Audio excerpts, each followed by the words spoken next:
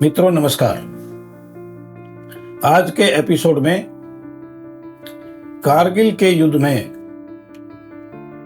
जो सबसे वरिष्ठ अधिकारी का बलिदान हुआ, आर विश्वनाथन, वो लेफ्टिनेंट कर्नल थे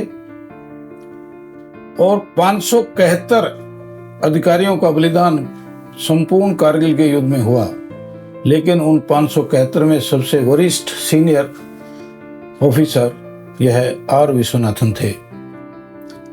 आर विश्वनाथन के बलिदान के बारे में आंखों देखी बात बताते हैं ब्रिगेडियर खुशहाल ठाकुर जी। ब्रिगेडियर खुशहाल ठाकुर ये 18वीं ग्रेनेडियर यूनिट के प्रमुख थे और इनके पास तोलोलिंग पहाड़ी एवं कारगिल में टाइगर हिल, इन दोनों को मुक्त कराने का जिम्मा मिला था। हम सब ने पिछले एपिसोड में टाइगर हिल का नाम सुना होगा, सबसे दुर्गम, सबसे मुश्किल। और इस यूनिट से लगभग 15 ऑफिसर ये बलिदान हुए। उन सब की आंखों देखी घटनाएं हम आपको बारी बारी से बताएंगे। ब्रिगेडियर खुशहाल ठाकुर कहते हैं कि रात का समय था, लगभग 11 बजे रात को पाकिस्तानी आक्रमणकारियों ने आक्रमण किया। चारों तरफ से अंधाधुंध गोलियां और गोले बरसाने शुरू किए। अंधेरा था, आमने सामने हम डटे थे। मेरे सामने लेफ्टिनेंट कर्नल आर विश्वनाथन यह प्राण हथेली पर रख करके जूझ रहे थे। सारी इकाई यह उनके सामने और उनकी गोलियों का जवाब दे रहे थे। लेकिन अचानक आर विश्वनाथन को गोली लगी, वो घायल हो गए। मैंने जो दूसरे नंबर के जो हवलदार थे वीरेंद्र सिंह, उनको कहा कि आप आगे बढ़ो और उनको पीछे खींचो। 2 ऐसे सैनिक अपने जान हथेली पर रख करके लेफ्टिनेंट कर्नल विश्वनाथन को पीछे लाने लगे।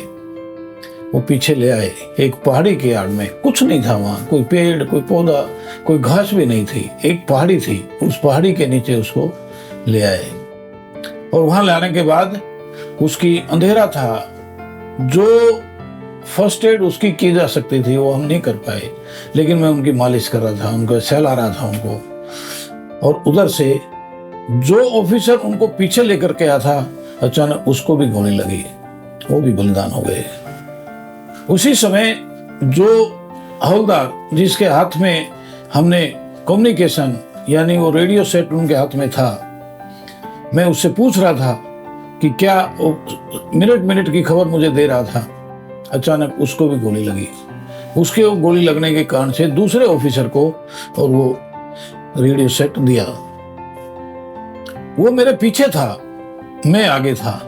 मैं उससे बार बार पूछ रहा था। एक मेजर राजेश, जिसकी 6 महीने पहले शादी हुई थी, मुझे बड़ी चिंता थी उसकी। ये खुशहाल ठाकुर, ब्रिगेडियर खुशहाल ठाकुर कहते हैं। मैं बार बार उसके बारे में पूछ रहा था, पूछते पूछते, और अचानक ऐसा लगा कि कुछ गड़बड़ हुई है। मैं आगे बढ़ रहा था, लेकिन रेडियो का हैंडसेट वह आगे नहीं बढ़ रहा था। मैंने पीछे घूम करके देखा तो उस हवलदार को भी गोली लग चुकी थी, वो भी बलिदान हो चुका था। और इधर लेफ्टिनेंट कर्नल वो घायल अवस्था में पड़े थे, लेटे हुए थे। मेरे घुटने पर उनका सिर था, लेकिन वो हर समय उनको यही लग रहा था कि कैसे आगे, कैसे बढ़ रहे हैं, कैसे लड़ाई चल रही है। बार बार पूछ रहे थे। वो मृत्यु शैया पर थे, कुछ ही मिनटों में शायद उनके प्राण निकलने वाले, लेकिन वो बार बार यही पूछ रहे थे। उसमें और कोई उपचार की कोई व्यवस्था नहीं थी। वो सिर्फ उस पहाड़ी से, और वो भी रात रात में, दिन होते ही, प्रकाश होते ही हमको उसी पहाड़ी के नीचे छुप जाना था या और नीचे आकर के छुप जाना था। ये चंद घंटे का ही युद्ध हमारा था। मेजर राजेश अचानक उसने देखा कि मेरे 4-5 साथी इनका बलिदान हो चुका है, वो स्वर्ग सिधार चुके हैं। अचानक उस पहाड़ी के नीचे से निकल करके दोनों हाथों में ग्रेनेड लेकर के और एकदम से दुश्मन की तरफ दौड़े। मैं चिल्लाता रहा, राजेश ये क्या कर रहे हो तुम? लेकिन राजेश एक छलांग में ही और उन बंकरों के पास चले गए, जो 4 बंकर उन दुश्मनों के थे और जिसमें से वो कैर डाले थे गोलाबारी और मशीन गन से भयंकर गोलाबारी कर रहे थे। देखते और राजेश का शरीर छलनी हो गया। लेकिन ये क्या, चारों के चारों बंकर विद इन सेकेंड्स एकदम तबाह हो गए। चारों के चारों में राजेश ने ग्रेनेड फेंक करके अपने प्राणों की और चिंता ना करते हुए चारों बंकरों को नष्ट कर दिया। राजेश चला गया। मुझे राजेश से बहुत चिंता थी, राजेश की बहुत चिंता थी। उनके परिवार के लोगों को मैं क्या शक्ल दिखाऊंगा। लेकिन राजेश ने उन सभी अपने साथियों के प्राणों को बचाते हुए और अपना बलिदान दिया और चारों बंकरों को उन्होंने नष्ट कर दिया।